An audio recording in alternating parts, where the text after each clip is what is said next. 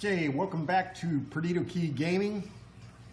As I said, got a little shipment in the mail. Like I said the other day, this time a bunch of Fantasy Flight living card games or adventure card games. I'm not sure. This one's not a living card game, so it's a standalone thing. So we got Heroes of Terrinot for 1 to 4 players by, like I said, Fantasy Flight Games. And its brother, literally twin brother, Warhammer Quest, the adventure card game.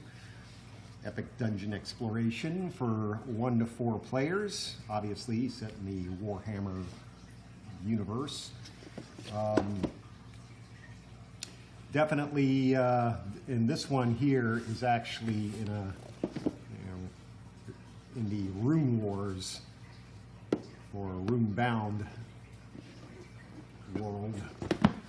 But yeah, I opened both of these up, and they're exactly the same game, just different setting.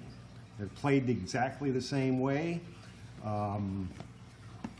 They use the same sort of system, and game designed by Adam Sadler and Brady Sadler, both of them. So that sort of kind of explains that. I guess an easy way to make, a couple of games, easily is just switch from one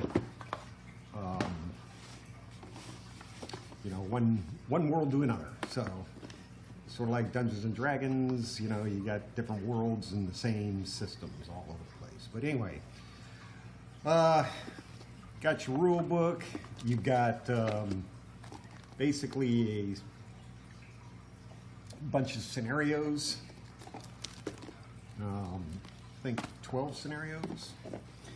Got your tokens, the usual. And just like the last game, Arkham Horror, you got some basically event situation cards, a bunch of dice for the combat system. You got your player decks, and you've got your basically skill cards / spell cards / equipment cards, things like that.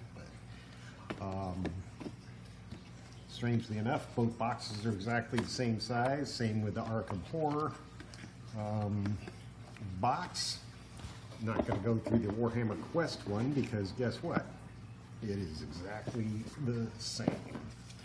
So anyway, which, it's not a bad thing. I mean, obviously the monsters and locations and scenarios and everything like that are going to be different, but the way that the system works is the same. You've got quest sheets, you got 6 dice, you got a party leader token because the party leader can do things that the other characters cannot, but you can trade the party leader between characters if needed to be. Progress tokens, wound tokens, success tokens. You got your hero cards, 40 activation cards, which are basically the cards that belong to the heroes. There are 4 cards per hero, so you're basically stuck with the same 4 things that you're able to do during a scenario. That's all you get to do, but they can be upgraded. So 65 enemies, 26 location cards, some reference cards, condition cards, poison and things like that. Exploration cards, which is the way you get around the locations and scenarios. And, you basically shuffle the enemies into several decks depending on what scenario. Some scenarios might say, well, just use the rats and the goblins, and everybody else goes into, the box. But they set it up so that, the enemies are kind of, all the same kind of enemies are on the top so that they get tougher on the way down when you're playing in this scenario. The enemies get tougher as they draw. if that makes any sense. Then you create a location deck, which has, you know, the location and different things going on, events and such. You create an exploration deck, and then, you know, basically there's a bad guy, the nemesis, the godfather, the, you know, whatever. It goes the same with Warhammer Quest. There's a, you know, a high level enemy. Create supply, choose your heroes, distribute your player count cards, and spawn the enemies. So, you know, each of the characters takes on any number of enemies and tries to defeat them. You cannot attack somebody else's engaged foe unless you have, you know, a bow or something like that, if you got a ranged weapon. So the enemy's going to do things depending on what's on his card. You know, tries to do things as they go, you know, as you go down the track on the enemy card. The dice, you throw the dice and you resolve those successes and things. The successes are going to deliver wounds, unless the enemy's armored, or in this case it says resilience. But the enemy can counterattack. The enemy has a threat capability that makes things happen to the characters. The characters might evade that by having armor and things like that, or spells that can help them out.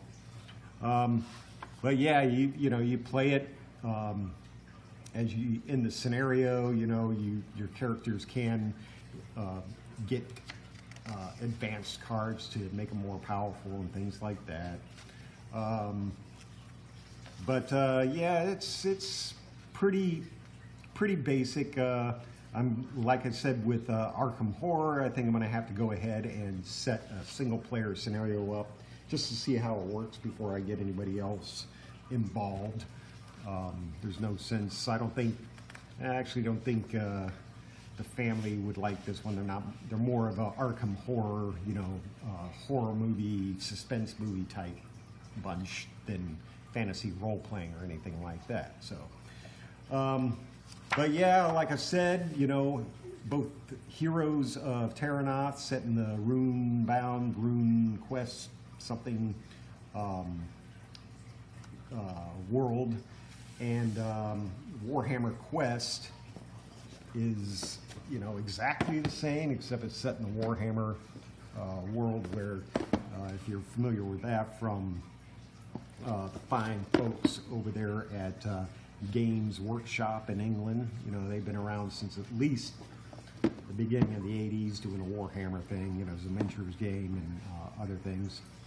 But yeah, like I said, works the same way. You make your progress through the locations and through the scenario, and, you know, you encounter different enemies at each location. You try to defeat those enemies by giving them wounds. If you get wounded yourself, you know, you can become not involved in the game anymore. I don't know. But, you know, and obviously there's Warhammer has a different thing. You know, there's old fire, there's, you got your elves, you got your dwarves, you got your humans, Skaven and things like that. So, but yeah, I mean, I guess it would be advantageous, you know, to expand on this. I didn't bother looking if there were expansions with more scenarios. And in each one of these, there's only, you know, Warhammer has 6 quests, Terrinot has 8, but everything else pretty much, works the same. There are just like in Arkham Horror, there's a rules reference book and a learn to play booklet, which gets you along.